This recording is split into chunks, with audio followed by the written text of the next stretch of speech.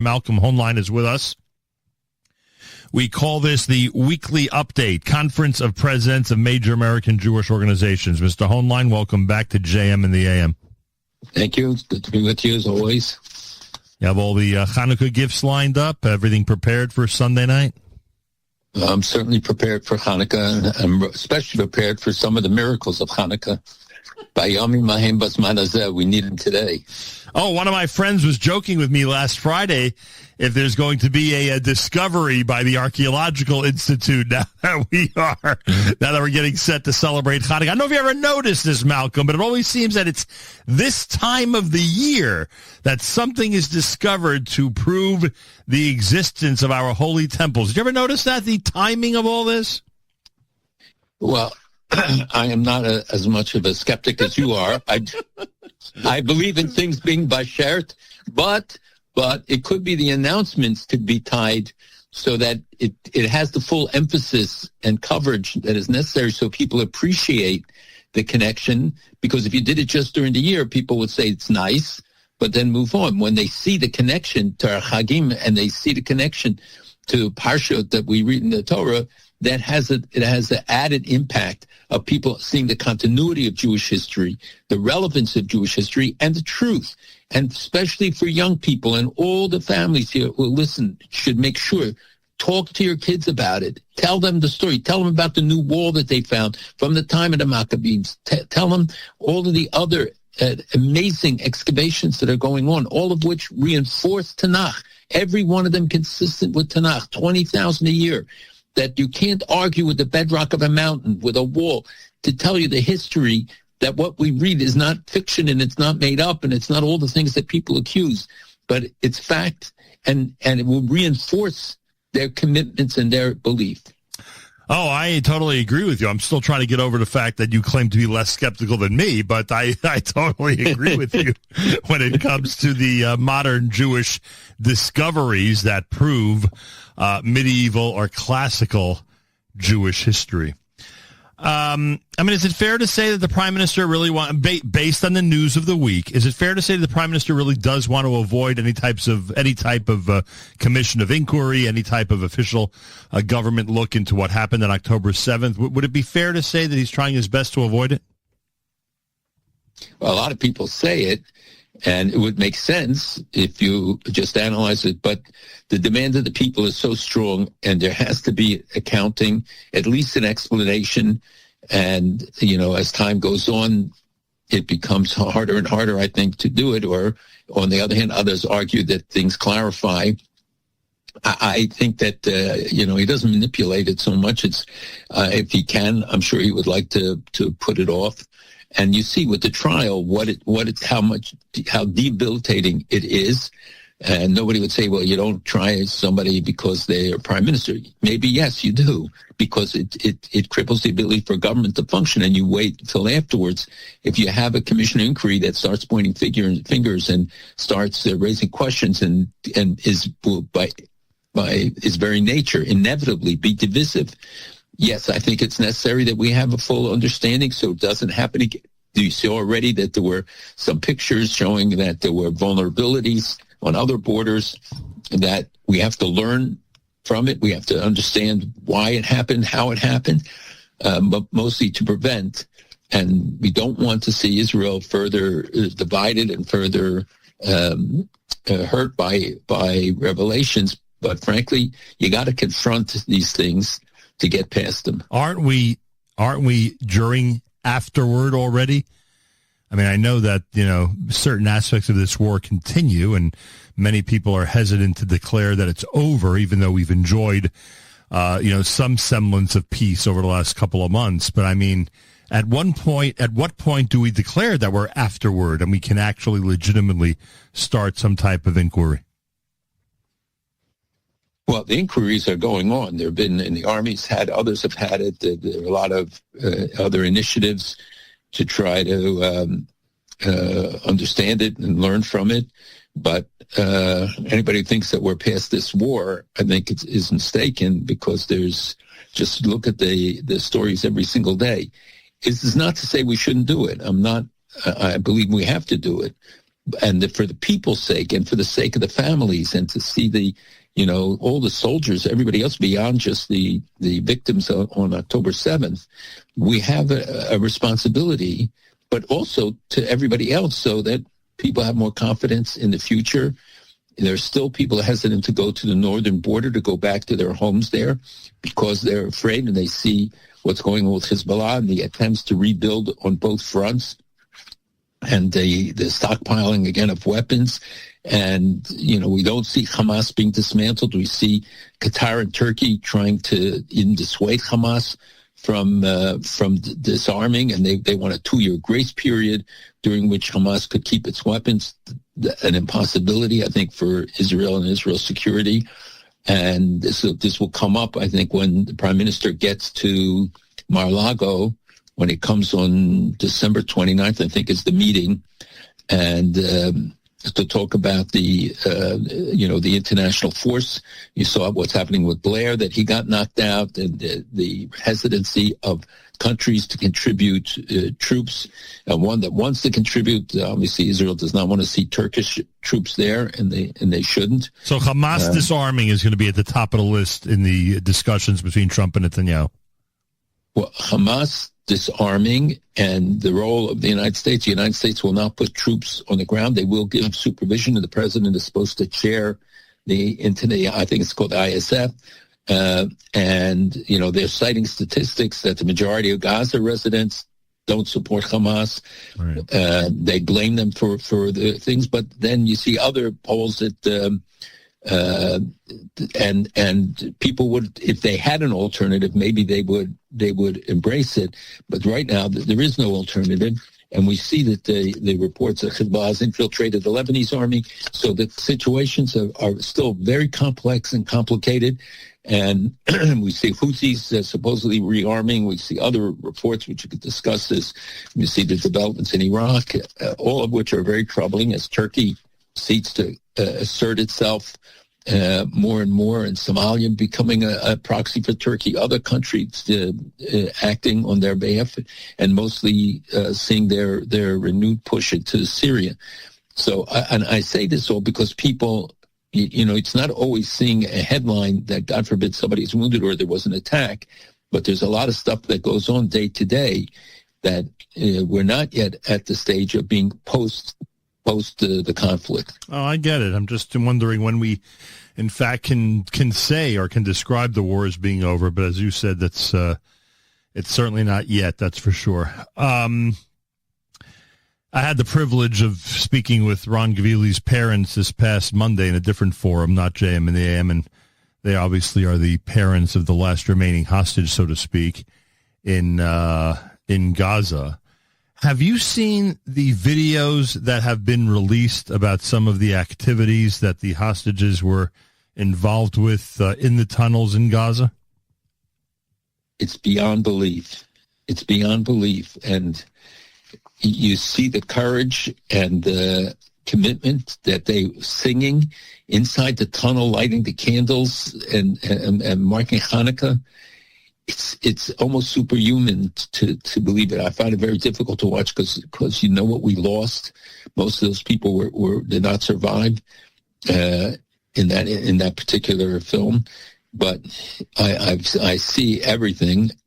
I have a hard time watching it still because it evokes the memories of what I saw that day in Be'eri and in the South. But but it has to be told, and you have to see what these people did. And we're real Amunah B'tachon. Anybody who doesn't draw inspiration from their example, I think, is missing it.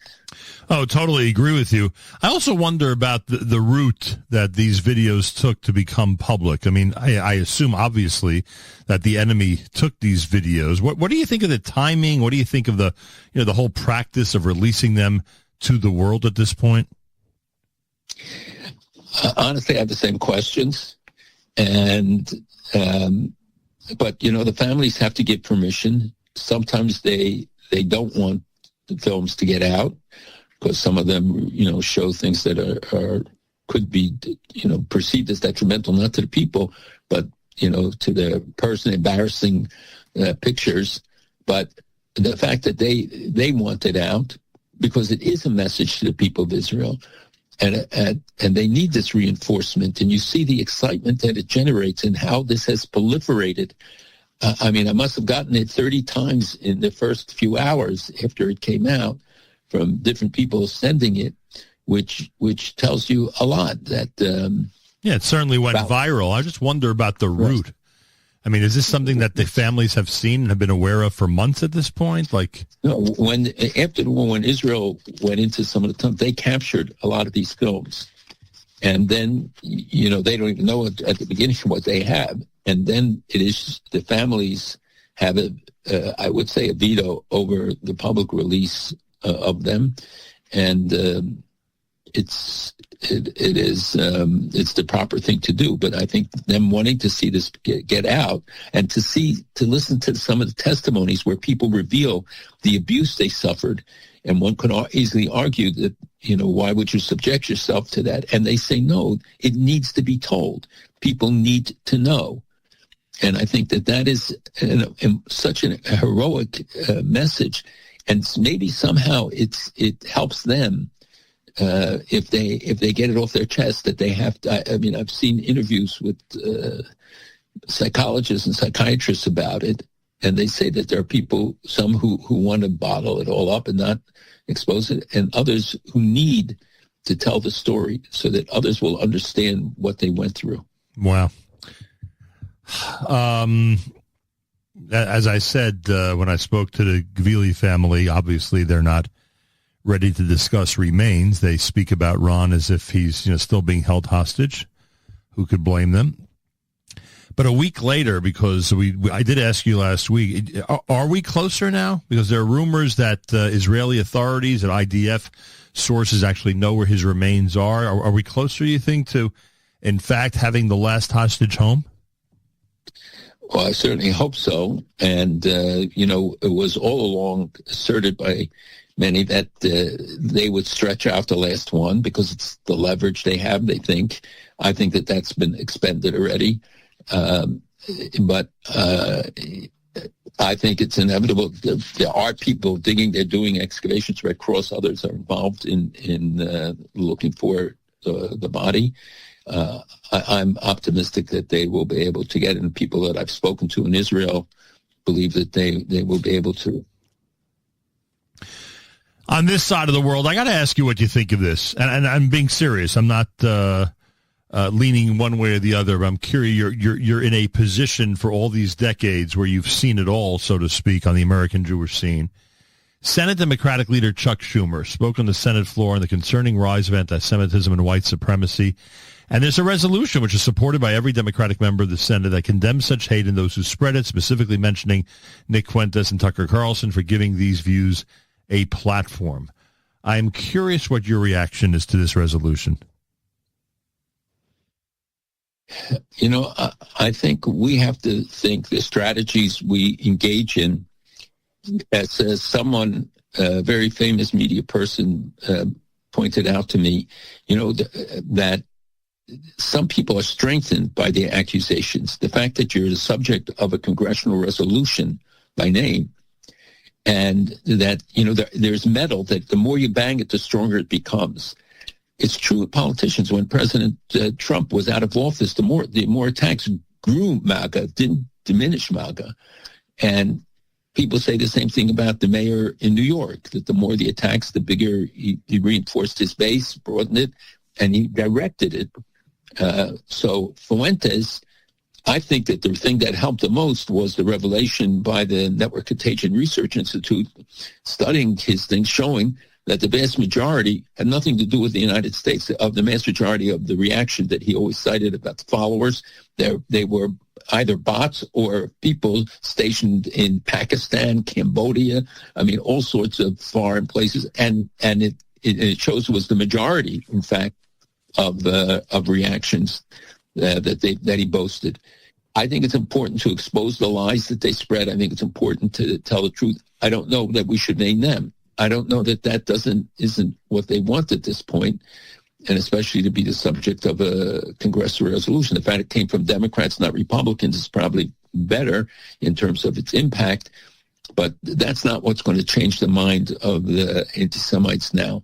We see that growth, that it continues. We see what's happening on the campuses still. You saw the study of Columbia University. I mean, it's almost pathetic and ridiculous, and has been ridiculed by members of the Congress and senators, saying that they're admitting to the problem with really admitting that they didn't protect the students, that they don't have the resources for the students. You're talking about Columbia University in New York City, and they don't have the resources to properly address the issues. So there has to be a much deeper reach. I know that some studies show that some of the messaging really has a negative impact, that in terms of fighting Jew hatred, it's not anti-Semitism, that sometimes the messages reinforce negative stereotypes and negative messaging. So we have to become more sophisticated in dealing with it. But it is, I want to see Democrats on record. I want to see people call it, I want to see adoption of the IRA definition. But we're seeing that at times things are moving backwards, not forwards on it. You saw the governor of Maryland at his Hanukkah party talked about support for the Israeli people. But he didn't talk about support for Israel. He didn't talk about the state. The very fact that you redefine it in that way is a message as well. And he has a very mixed message record as it is. But, it's not a nuance. It's an important distinction that you would not have heard people make before, and certainly not in a state like Maryland, to not be able to come out and support the government, the state of Israel, and, their right to live, the people's right to live in freedom, etc. So I'm saying to you that we have to become much more sophisticated, and we're trying to work on it. But we see still the attempts to rewrite the facts and to. I saw this professor at Fletcher and at Tufts, who's been there for 36 years, and he said he felt unwelcome as a Jew, and he heard the audience compare Jews who opposed Hamas to Nazis and suggest Jews appointed to posts in State Department, Bureau of News Affairs are biased by their very nature. And we have this all over the lines of that the Arabs are indigenous to Israel by Jews who preceded them by 1,000 years, by several thousand years, are not.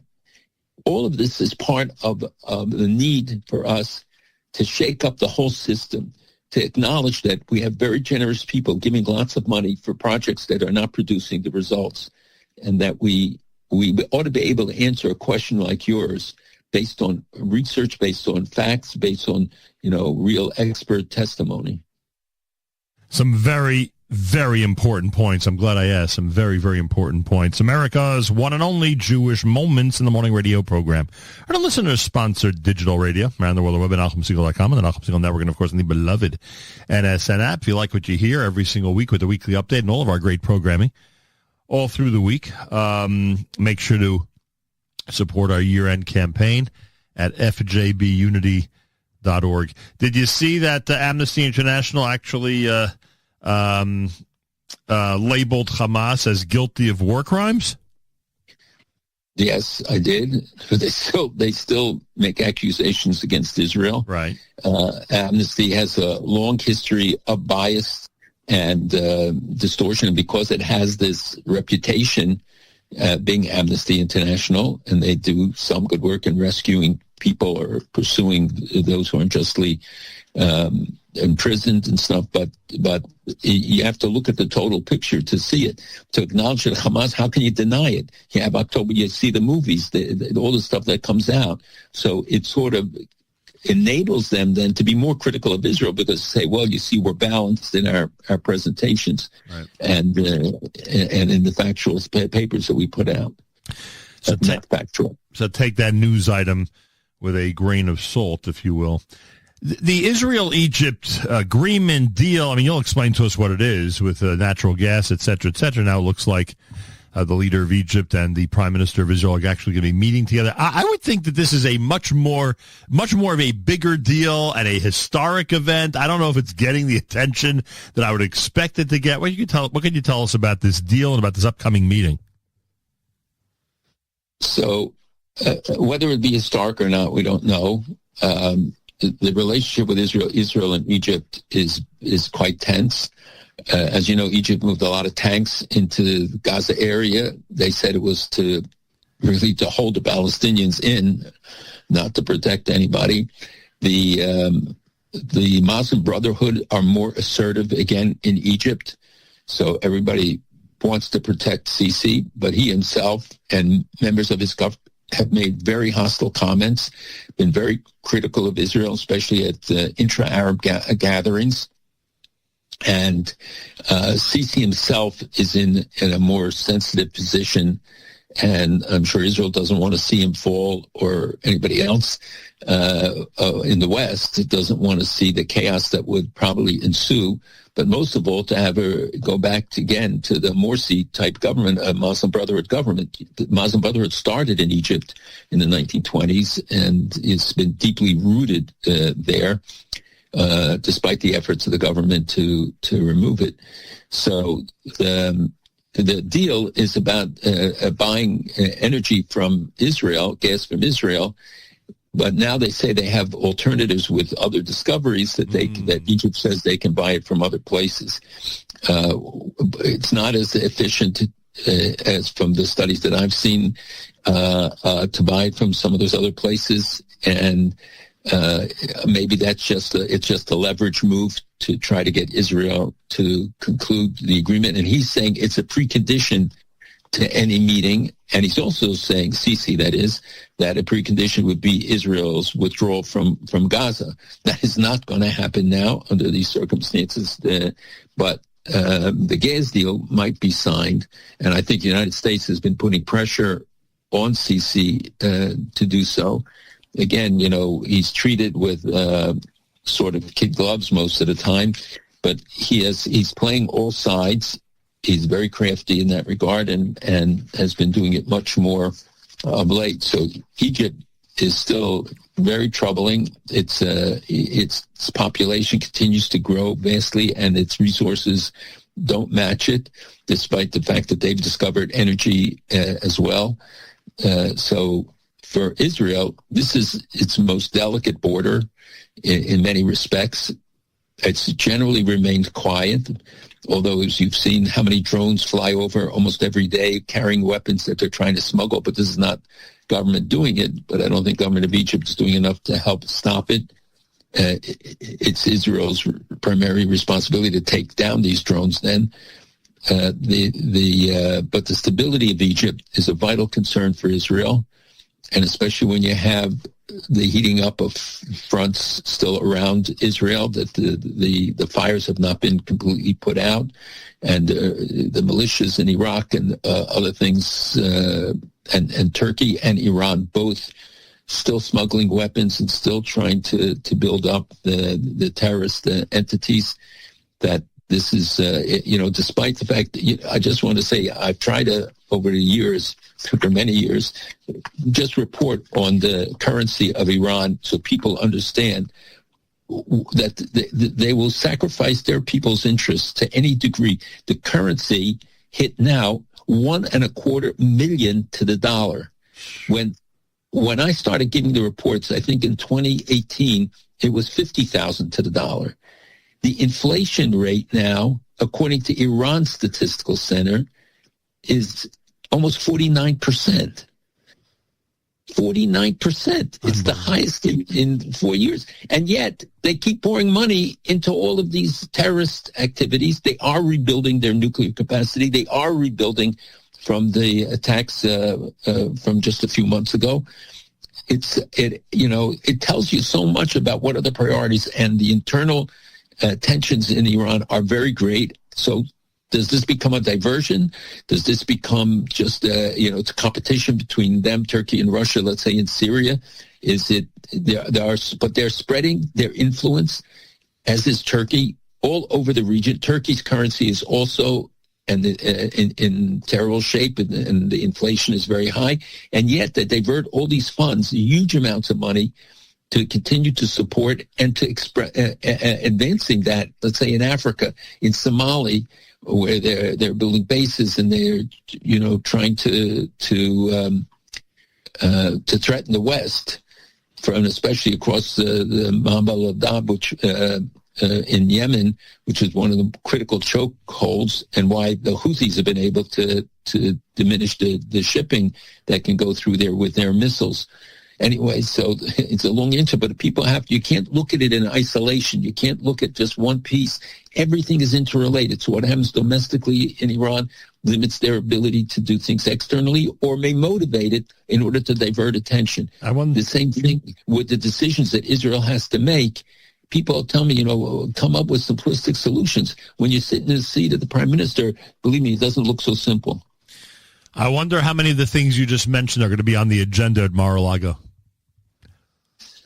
That's a very good question. It's how many things can you put on there when you see Iran again building large-scale ballistic missile production and other steps. That obviously has to be a top priority for Israel. Shara remains a top priority, and despite the fact that the special envoy is still pushing for Israel to make concession, Israel to reach a deal, and Israel to withdraw, or Israel and as well putting pressure on the Druze and others, and Turkey looking to assert itself much more there. And Israel has to resist on many fronts, and it's hard when you're so dependent on the United States, and though the relationship is good and they've been supportive, and not everything you see is really what's happening, that it can be very different. But Israel has to, and Netanyahu has to have a hard line that not to allow a Palestinian entity control in Gaza. They had a chance in 2005, and look at the cost that it enabled, and they're not going to allow a state, he said this week, committed to our destruction right on our border, and they have to watch the other borders in the West Bank. There's a lot of expectation amongst the people of Israel that an intifada-like situation could happen again, let alone the heating up of other borders. Israel has been moving preemptively in Yehuda and Shomron, which is very effective in preventing, I think, real atrocities from happening and shutting down the weapon supply. And Iran still tries to supply them through Jordan. So Israel will put down its conditions for any progress in the negotiations with the president. Hopefully, the president has been generally supportive, but he does like Erdogan, and you saw that he likes Shara, and the fact that Turkey and Qatar are dissuading Hamas from disarming tells you the story. It is time for the pre-Hanukkah pop culture quiz with Malcolm Hoenlein. Malcolm, I hope you're ready for this one. I am not. I am not. That's funny. I think you will be when you hear the question. What do Hollywood A-listers Mark Ruffalo, Tilda Swinton, Benedict Cumberbatch, Sting, Javier Bardem, I hope I pronounced that correctly, or maybe I don't care if I pronounced it correctly, Sir Richard Branson, Margaret Atwood, Brian Eno, Paul Simon, Annie Lennox, and Sir Ian McKellen have in common? They were all mentioned on your show this morning. That they're all supporting Myron Barghouti's release. Correct. How disgraceful! How disgraceful! That was close. How disgraceful! Beyond disgraceful. Can you imagine people petitioning the release of somebody who has 5 life sentences, who is responsible for the deaths of so many Jews and Israelis and others? And I think it's just, it tells you the corruption of the values and people who have such sway and influence, magnified not by virtue of that it's a credible thing, but because of who they are, their positions, they put them on a screen. I've seen reports that Qatar is going to invest billions in Hollywood. Wow. They did the campuses. They did the K-12 schools. They've done so many businesses they're buying. Now they realize that the leverage is in Hollywood. They're also getting into sports facility teams and stuff because they have such a hold on people that, and it gives credibility. Look how many teams in Saudi Arabia, UAE, everybody is investing in these sports teams. Yeah. And including Formula One racing and stuff, and bringing FIFA, you see the credibility and the impact that it has. But going to Hollywood now, because these figures have a lot of young people who look up to them. I'm not sure the ones you mentioned, many of them are yesterday's story, but the influencers of today have such sway over people, and that's why the schools are, limiting the amount of the telephones being in classrooms, and parents should be limiting the amount of time that kids can be on the screens because they're corrupting them. The messages are lies. They're the ones fueling a lot of the anti-Israel, anti-Semitic stuff, anti-other groups as well. Whoever is not in favor that day, it's a result of this. So they're lending their names to a murderer like this. Yeah, and even those who are past their prime still, Paul Simon, Sting, Richard Branson, they still have influence. They still have a reputation behind them. I just never understood or never believed that they, who spent all this time in Hollywood, and you'd expect that because of their success, success doesn't mean that you've got, that you got everything right, so to speak. You know what I mean? And many of them maybe want to be relevant by putting their name on something when they know there'll be a controversy because it puts them back in the center picture. Anything to be mentioned on JM in the AM. All right, Hanukkah message. We'll give you 90 seconds. It's a unique year, to say the least. We're in this strange, peaceful era, and I know that that's, in quotation marks, but it is very different than what's happening a year ago. Your Hanukkah message as it all begins on Sunday night, Malcolm. Listen, I think we have to draw strength and inspiration from Hanukkah. I pointed out to people when we say in Al Anisim and we say in the bracha when we light the menorah, Bayamim and Basman Hazeh, when we look back at those miracles, is that not what that film about what they did in the tunnel? What they did is would not in biblical times have been something we would learn about and study about? Is not the miracle of Israel's resilience? And I cited for you Iran, which is 10 times the population and 40 times the size of Israel, in collapse, in no water for their people, no electricity for their people, even in the presidential house. And yet the few overcame the many. This little country, it's still a tiny country. And with all the resources, and thank God with the support of the United States and some friends around the world, Europe collapsing, all the other places, and yet Israel remains resilient. That its GDP is going to go up 12.5% for the last quarter. The shekel is the strongest it's been in many years.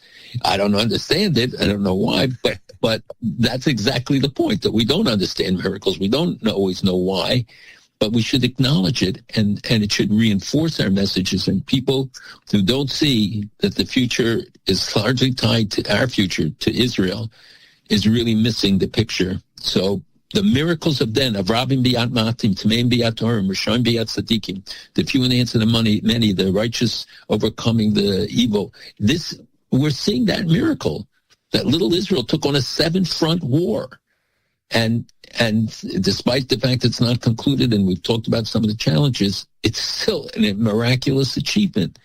So I hope that people will show Akar Satov to everybody who helps us, but show Akar Satov to Israel. Remember the families, the Yisomim, the Almanas, the widows, and the thousands of orphans and people who need our help and our assistance more than ever. That we respond to them, and we will then continue to see the miracles of old in our days. Very important words. Chag Urim Sameach. A happy Chanukah to you. Be well. Hopefully we'll speak next week. Malcolm Hoenlein with us, weekly update, Friday morning here at JM in the AM.